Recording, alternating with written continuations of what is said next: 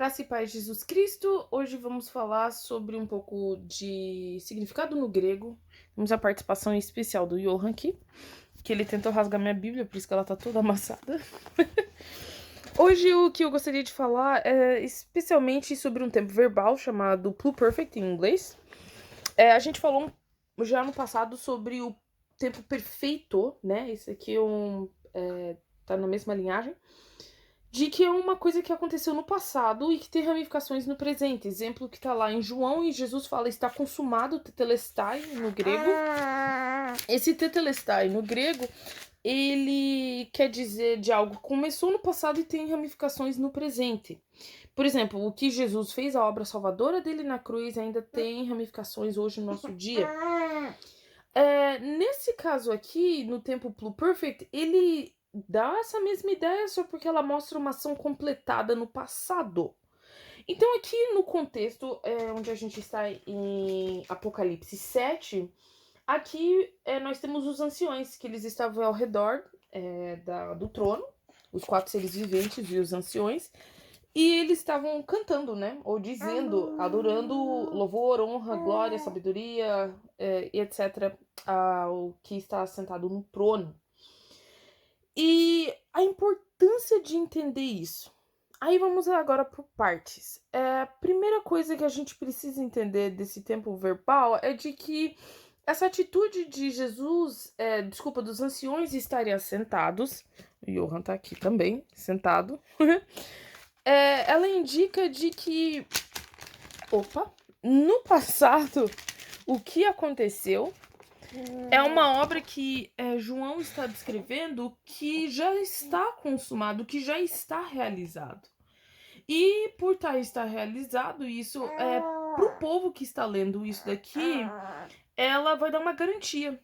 Uma garantia de que aqueles eventos que eles estão ali na cruz, aqueles eventos que eles estão acontecendo de estar vendo diante do trono, é de uma realidade que é prometida para eles. Voltando, a importância disso é de que, se você consegue imaginar esse tempo verbal sendo usado e o povo lendo e entendendo, é de que a visão que ele tem é de uma coisa que já aconteceu, que já está determinado desde os tempos antigos. E é muito importante porque é usado também nos livros em que João está usando, Daniel, Ezequiel, Isaías. E eles também possuem o que a gente chama de perfeito profético. Alguns não concordam, estudiosos, de que existe esse tempo, de que esse tempo verbal é importante. Mas nos textos em que João está usando, existe isso. O que é esse tempo profético, perfeito profético? No Antigo Testamento, é praticamente os profetas, quando eles estavam escrevendo, eles estavam usando um tempo verbal de algo que eles têm, que não aconteceu no tempo deles, mas eles relatam como se já tivesse acontecido, por mais que fosse acontecer no futuro. Então, assim, aqui dá uma mesma ideia. Meu filho tá literalmente comendo aqui o meu livro. Dá a ideia de que ele tá usando. Aqui, meu amor. De que João está usando essa mesma ideia. Por mais que ele esteja relatando de algo no passado que já aconteceu, e por mais que as pessoas pensem, mas isso aqui ele tá falando do futuro, é Apocalipse, ele já dá por garantido, já dá por de que essa ação já aconteceu, essa ação já vai se realizar. É a garantia que ele tem de que esses eventos vão acontecer. Mas algo muito mais importante nesse texto é a palavra histamine, que ela é usada em particular junto com a palavra oida no tempo pluperfect. Esse pluperfect é usado 86 vezes apenas no Novo Testamento, então é uma palavra é um tempo verbal raro. E toda vez que ela é usada, ela signaliza alguma coisa. Não tanto quanto perfeito em Apocalipse, mas em geral, assim. E nesse caso aqui, quando a gente usa essa palavra, histamine, que quer dizer estar em pé, deixa eu ver praticamente mais ou menos o que o português fala. Os anjos estavam em pé. E nesse estar em pé é usado também, interessantemente, em Apocalipse 3:10 também. E também em Apocalipse 5:6. Aí vem uma grande discussão. Quando a gente está lendo Apocalipse, e isso acontece em qualquer texto que a gente escreve numa linha verbal. Então a gente está escrevendo, digamos assim, Maria foi passear com o cachorro. E ela comprou uma fruta, ela foi na loja. A gente não simplesmente muda o tempo verbal para um presente, depois muda para um passado, depois muda para um, ou como a gente fala, pretérito mais perfeito em português. Mas o que está acontecendo então aqui? Alguns estudiosos vão falar que João está mudando o tempo verbal por causa da herança hebraica que ele tem, do entendimento hebraico que ele tem na escrita. O que pode ser verdade, mas não é. Quando a gente está olhando aqui nessas palavras-chave e essa mudança drástica, é porque João está querendo mais ou menos chamar a atenção do leitor. E aqui, quando ele está chamando a atenção, e tanto em Apocalipse 3:10, e particularmente com essa palavra nesse tempo verbal, e existem outros tempos verbais e outras importâncias, mas não vem ao caso, ele está querendo apresentar pessoas. E essa palavra de ficar em pé, ele está fazendo um grande contraste.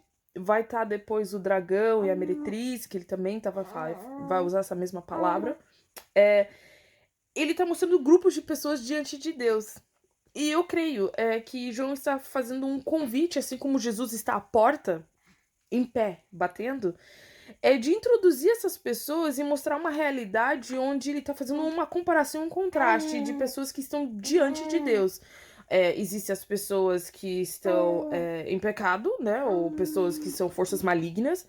Existem aqueles que são servos de Deus e que estão em pé, ou que estão no sentido aqui, os anjos e os anciões representando, como a gente falou no vídeo anterior, a igreja que está na terra. Então lembre-se, a igreja aqui, ela tem uma representação no céu.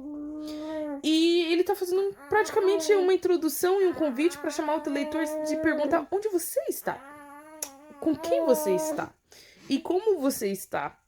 E eu acho muito importante entender isso, porque quando a gente simplesmente traduz a palavra e vai ler o texto, a gente não percebe essa nuance de ele estar apresentando, de ele querer fazer um foco nesse grupo. Em Apocalipse 5:6 acontece a mesma coisa. Então engraçado que aqui na Almeida tá em negrito. Meu filho tá querendo a Bíblia também. Tá, vamos aqui. Mamãe te dá a Bíblia. Então, aqui tá em negrito. Não, ele vai rasgar minha Bíblia e vai ser pecado. Aqui, meu amor. Gente, não repare. Isso, pronto. Aqui tem até em negrito. Então, vi no meio do trono e dos 4 seres viventes e entre os anciões de pé um cordeiro como tendo sido morto. Jesus é introduzido aqui. Então isso é importante porque ele está querendo sinalizar uma mudança, chamar a atenção do leitor. E quando a gente lê um texto que quer chamar a nossa atenção, a gente precisa perguntar o porquê. Então, de novo aqui, o que ele está tentando fazer é esse contraste, essa comparação daqueles que estão perante a Deus e dos grupos que estão perante a Deus. E também perguntando para a igreja que está em Apocalipse que grupo que eles pertencem.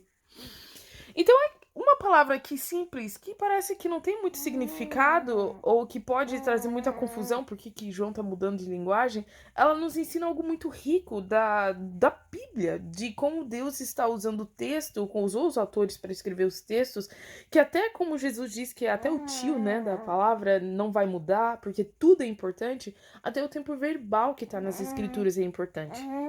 E aqui, nesse texto, quando ele vê os anciões e os anjos e todos perante a Deus, ele está sinalizando que esse grupo de pessoas representando a igreja que está na terra, eles podem ter a confiança de que no passado isso já tá proferido, que já está desde a fundação do mundo, Deus já estava com isso em planos.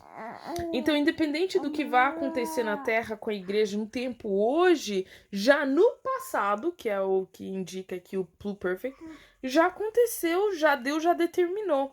E a mesma forma de linguagem que a gente vai ver nos livros proféticos e até apocalíptico em questão de Daniel, Isaías e Ezequiel, e que João está se baseando bastante, de que por mais que eles estivessem naqueles tempos, eles estão falando de um futuro que eles já sabem que aconteceu e vai acontecer.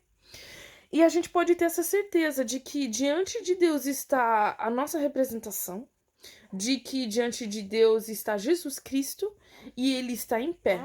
E ele está já com tudo consumado. E ele já está nos mostrando que a nossa salvação, quando persistimos em caminhar com ele, independente da perseguição, que é o contexto de Apocalipse, nós seremos salvos. E ele está dando praticamente uma garantia para o povo de Deus. Eu creio que é só um texto aqui que eu gostaria de falar do grego. Tem muitas coisas que a gente poderia discorrer, mas foi uma bênção eu meditando nessa palavra hoje. Eu queria compartilhar com você. Que Deus te abençoe. Johan, você quer falar alguma coisa? Não. Johan quer ficar aqui comendo cabide. Não. Ele quase rasgou a Bíblia aqui e já tá com a mão na Bíblia de novo. De novo aqui, ó. Ó esse aqui, a mãozinha. Vamos profetizar que esse menino vai ser... Misericórdia. Esse menino vai ser teólogo também. Deus te abençoe.